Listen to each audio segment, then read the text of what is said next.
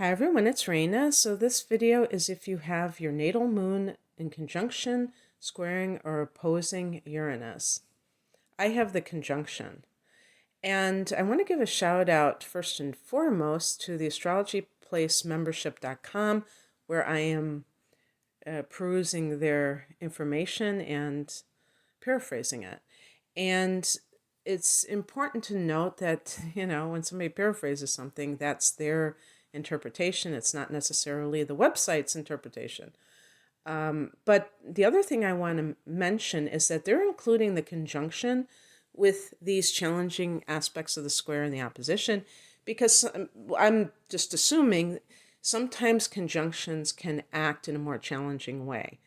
And this is because when you concentrate the energy, which is what a conjunction is, with two particular planets, and they're not really compatible to begin with, it's going to be, you're going to get more of something that is not necessarily that hot to begin with, And when I say hot, I mean the moon is a nurturing force.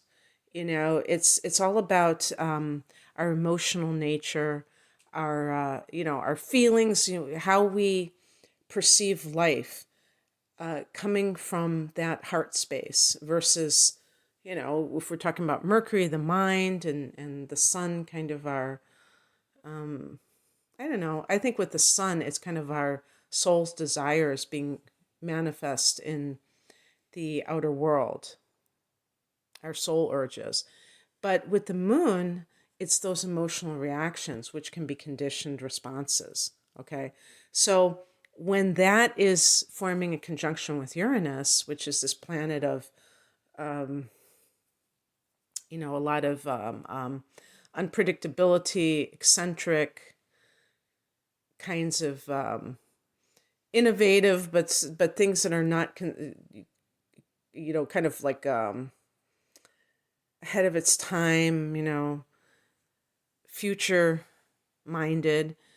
That is very different from the moon, which is kind of like connected to the past. So it's really a lot different. And so a conjunction isn't going to make things any easier. Also with the moon, there's a rebellious quality. I mean, with Uranus, there's a rebellious quality.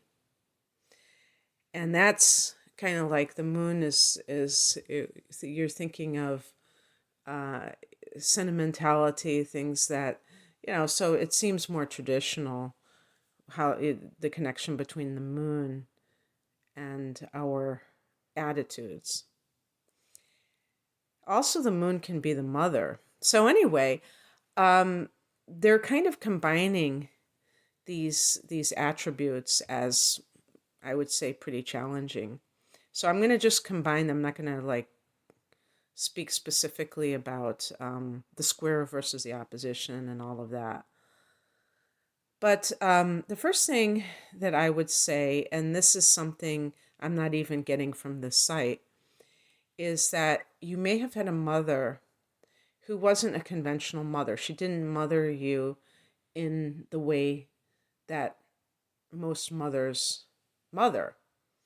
And it's important to also pay attention to what your sun sign is, or what if this is what your moon sign is too, because having a conjunction, for instance, between the moon and Uranus is like having the moon in Aquarius, and so that will make a person very detached in and of itself. But like, for instance, I just told you that I have my moon in conjunction with Uranus, but I also have my moon in conjunction with Pluto.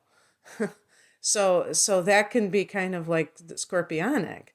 So that kind of person, luckily my moon is in Virgo, so it's a little bit more detached on that front. But yeah, it's kind of blowing hot and cold a little bit. If your moon is in Pisces, and I don't know if you could, I'll have to check the, Uranus is one of those generational planets. So it has a cycle of every 7 years or something like that. So, but anyway, you get the drift. And so depending on other factors, having a mother who is not necessarily the traditional type of mother may be a good thing. But for some people, it can feel very off-putting. It can feel like you didn't get what you needed, or that there was some kind of an erratic quality. I would say that's true for everyone, where sometimes you got nurturing and sometimes you didn't. And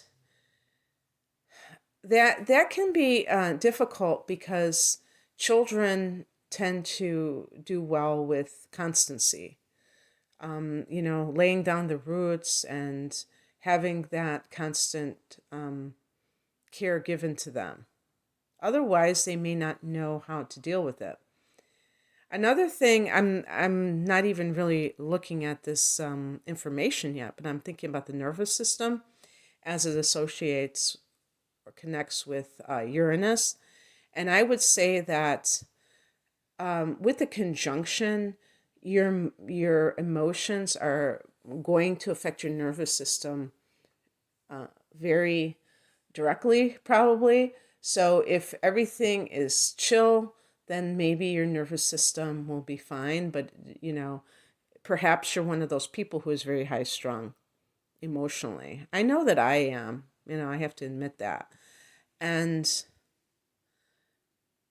again, other people may not know this about you. My rising sign is Taurus, and I've had people say, "Oh, you're so calm," or and I'm like, "No, I'm not calm."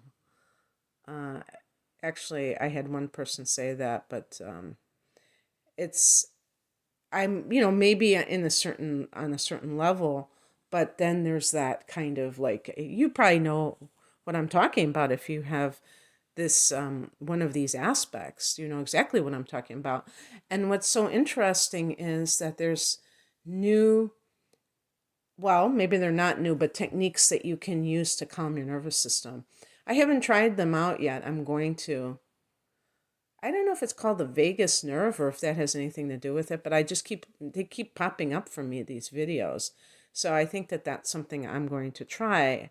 And I recommend that you do as well because, your moon being the emotional nature, that is directly affecting, probably affecting your nervous system, and you might not even know it. You might have those butterflies in your stomach, or in my case, I feel it as, kind of jangled nerves, just kind of in the body, this kind of like tension, nervous tension. And there are ways that you can dispel that naturally, So the other thing that so with all of these aspects, what we're talking about is how do we react to life, whether it's people, places, or things, in a way that is, how do we react to life? Now, I was going to say it like in the ideal sense, we react in a uniform way. In yoga, there's a term equanimity, where no matter what's happening in the outside world, you've got this inner balance, this inner calm, and you're going to continue to behave in that way. Some people don't handle stress very well. And so they become very, high strung, and they start to feel like they can't concentrate and all of this. With the moon, there is a need for security. And with Uranus making contact the way it is here, something when you were growing up did not, it challenged that. And that may have been like if you had a parent who maybe they had a mood disorder and they could not, so again, with the mother being connected to the moon, maybe it's specifically the mother, and that idea of not having kind of this peace, safety, security on a regular basis. So you're always having to react to things. And it's almost like being in a war. And then you realize after you get out of that situation that you have post-traumatic stress disorder. Did you know that they're saying now that ADD and maybe even bipolar are could be symptoms of post-traumatic stress disorder? I totally believe that that's true. I think that when you come up in an environment where there's all these things that happen, you know, suddenly, that you can't, they're unpredictable, that can create a lot of, um, disruption, not just in your life, but in your thinking process, in the way that you perceive life itself. So it can make you kind of skittish. If you think about somebody who is shell shocked from a war and they're jumpy, and I wouldn't be surprised if a lot of people who, look like that when you walk down the street and you see people who look very like, like shell shocked, that they have one of these aspects. And one of the things, and they even said that it can cause extreme anxiety. And that was something that I always have had since I was a child, was anxiety. Now it's not the same, thankfully. But when I was a kid, very apprehensive. And perhaps you did too. What they mention here, which I think is very interesting, is this idea of alienation, of not feeling like you belonged. And the examples that they don't really give examples of that specifically. I'm assuming it's because Uranus is very kind of like an outsider, a nonconformist, and the moon is about that. If you think of the moon and the family, and these two things do not harmonize, because somebody who is a nonconformist, even within their family of origin, is not going to want to fit into that, or can't fit into it. Even if they wanted to, they couldn't. So that's another point too. If you have Cancer energy or Libra energy, where there's a strong need to feel included, belonging to something, and you are rejected in some way, you're the black sheep, or you just don't feel like you are like the rest of the family, that can be kind of difficult. An Aquarius might enjoy that because they feel that they are being able to exercise their rebellion, and that's kind of what they're all about. But another sign may find it very lonely. So it all depends on other factors that are influencing how you perceive things.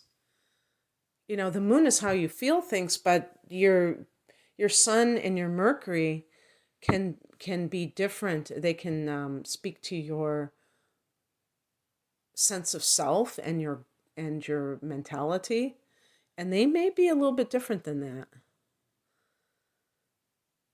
And also, if you moved around a lot, like when I was growing up, we didn't move around a lot. Maybe the square in opposition is more like that, where it's like directly challenging it, and that can give the person a feeling of rootlessness. Another thing I see sometimes, if a person has Uranus in the fourth house in their natal chart, that can also indicate such a thing.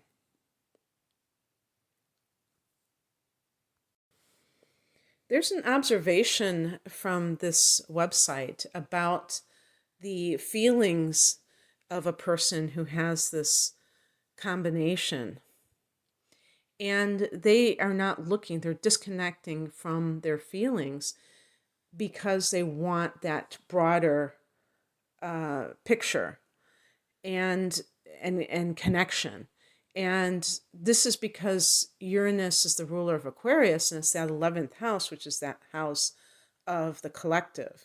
And so this makes such a person intuitive. Uranus is known for intuitive intuition and things like that. How they put it specifically, Uranus, people with the moon in contact with Uranus are particularly gifted with flashes of insight into future trends. They feel at home with science, computers, virtual reality, occult knowledge, and revelations. So, Uranus is connected to technology. That's why the computers and virtual reality and things like that. But when you think about it, when you combine that with the occult, and astrology is associated with Aquarius and Uranus, that certainly those two things have gone together like peanut butter and jelly. The internet and astrology, and doing forecasts and watching forecasts. And you're probably attracted to things that are unusual. That's just something that grabs you. And they mentioned for professions, sociologists, and I would definitely say that's true. Even if it's not your profession, you may be fascinated by groups, how groups behave. And they did mention astrologers. That's great, and I can vouch for that because I have Aquarius at my midheaven. So if you have this combination, you're going to possess some kind of intuitive gift. I think there might be more of a challenge with the squares and oppositions than with the conjunction. The conjunction is just that real concentration, but it doesn't have any kind of conflict there. With the square, there could be a blockage. Maybe sometimes you have that insight, and then sometimes, for whatever reason, maybe emotionally, if you feel off kilter, then you kind of lose it temporarily and then regain it. With the opposition, whenever you have an opposition from one planet to another, be careful of projection, because you don't want to take something that's inside of you and make it about somebody else. And when you are doing the kind of work, like if you're working with clients, because they also mention psychologists, and if a person is unhealed in some way, it's very easy for them to project stuff that's within themselves onto others. And the good thing about this combination is, even the squares and oppositions, is that you're going to tend to be less attached to feelings because you're trying to make them more impersonal. So the people that are very, very attached to their experiences, their feelings, are the people that find it hard to put themselves in other people's shoes, for instance. So I think that can be a saving grace for that kind of thing. So they talk about unpredictable emotions. I personally don't think that that's true for me. I think when I was younger, that was a lot more relevant. And I because my moon is in Virgo, then that's an earth sign, I think that makes it a little bit more grounded. If you have even like an air sign, I think there could be volatility there, but especially water and fire. Those are two elements that can be very emotional. So if you have, the moon in Aries, watch out, because the moon in Aries is very volatile. So you have to really get your anger management issues on point. Also look to your Mars to see if there's a hard angle between the moon and Mars. And quite frankly, with moon signs that are fire, even if the person isn't really angry, but they're just passionate about something, it can come across to others as hostile or aggressive. So you have to really, see, how do I express myself? Am I erratic in my emotions? Do I just go over the top sometimes? Um,